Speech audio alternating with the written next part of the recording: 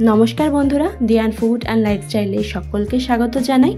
निरामिष दिने जखन सकाल थेके चिंता करी कि रान्ना करब तखन सबथेके प्रथमे पनीरेर कथाटाई माथाय आसे, कारण पनीर दिए अनेक रकम रेसिपि रान्ना करा जाय और बाड़ीते सकले पछंदও करे।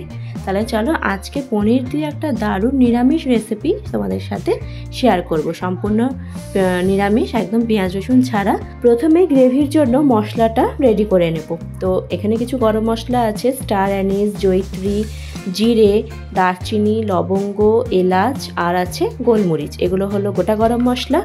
एबार एमनि मशलार मध्य आछे दुटो बड़ो साइजेर टमेटो, आदा कुचि, काजू, आलमंड, काँचा लंका और आछे धने पातार शुधु स्टेम। एखाने किन्तु धने पातार पाता यूज करिनि, शुधु स्टेमटा आछे। एबार दिये दिलाम एर मध्य 1 काप दूध और एकटू बाटार और स्वाद मतन लवण। एखाने किन्तु आर जल दिइनि, एई दूध दिएई एटाके एकटू सेদ্ধ करे निते होबे, दुटो सिटी दिए निते होबे। एबार सेদ্ধ करार पर এই জল আর মশলাটা আলাদা করে রেখেছি, একটু ঠান্ডা হলে এটাকে এবার মিক্সিতে বেটে নিতে হবে। তো এই মিক্সিতে বাটার জন্য প্রথমে এই মশলাগুলো দিয়ে দিব, তারপর অল্প অল্প করে জল দিয়ে বাটতে হবে, জলটা ফেলবো না। এখানে মশলাটা বাটতে যতটা লাগবে তারপর লাস্টে আবার রান্নাতেই এইটা দিয়ে দিব। আর এর মধ্যে আরেকটা জিনিসও অ্যাড করা হয়েছিল, সেটা হলো পোস্ত।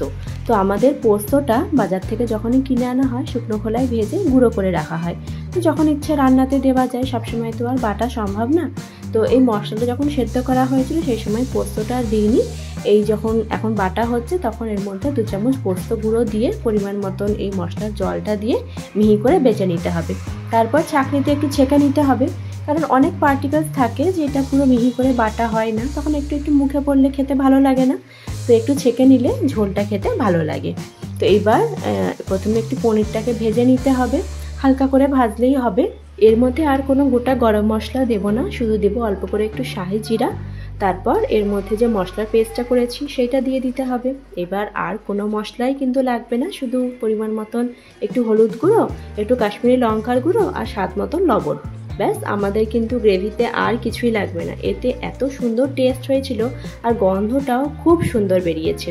তো এবার এই গ্রেভিটা একটু ফুটবে, তার জন্য একটু ঢাকা দিয়েও রাখতে পারো, কারণ এই সময় না খুব ছিটে, সেজন্য একটু ঢাকা দিয়ে এটা কষাতে হবে যতক্ষণ এটা থেকে একটু তেল ছেড়ে আসছে। তো এবার দিতে হবে এর মধ্যে অল্প করে কাসুরি মেথি আর দিতে হবে অল্প করে চিনি, টেস্টটা ব্যালেন্স করার জন্য। আর লবণটা কিন্তু এখন একটু কম করে দিতে হবে, কারণ প্রথমে মশলাটা সেদ্ধ করার সময় যেহেতু লবণ ব্যবহার করা হয়েছিল তখন খুব বেশি লবণ হয়ে গেলে খেতে ভালো লাগবে না। তো পরে আবার টেস্ট করে যদি মনে হয় লবণ লাগবে তখন আবার অ্যাড করতে হবে। তো এবার দিয়ে দিচ্ছি পরিমাণ মতন একটু জল, কাঁচা লঙ্কা আর এবার পনিরটা দিয়ে দিতে হবে। গ্রেভিটা ফুটলেই আমাদের নবাবি স্টাইলে পনির রেডি। আর লাস্টে 1 চামচ বাটার দিয়ে আবারও ভালো করে মিক্স করে গ্যাসটা বন্ধ করে ঢাকা দিয়ে দিতে হবে। তো এটা স্ট্যান্ডিং টাইমে আধ ঘন্টা মতন থাক।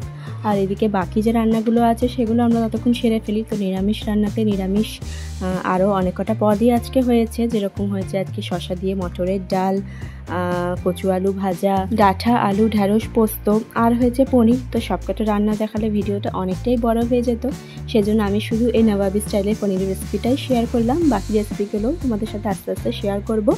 তো আজকের রেসিপি তোমাদের কেমন লাগলো অবশ্যই করে কমেন্টে জানাবে। ভালো লাগলে অবশ্যই করে লাইক করবেন, শেয়ার করবেন, সাবস্ক্রাইব করবেন। তাহলে আজকের ভিডিও এখানেই শেষ করছি, দেখা হবে নেক্সট ভিডিওতে। সবাই ভালো থাকবেন।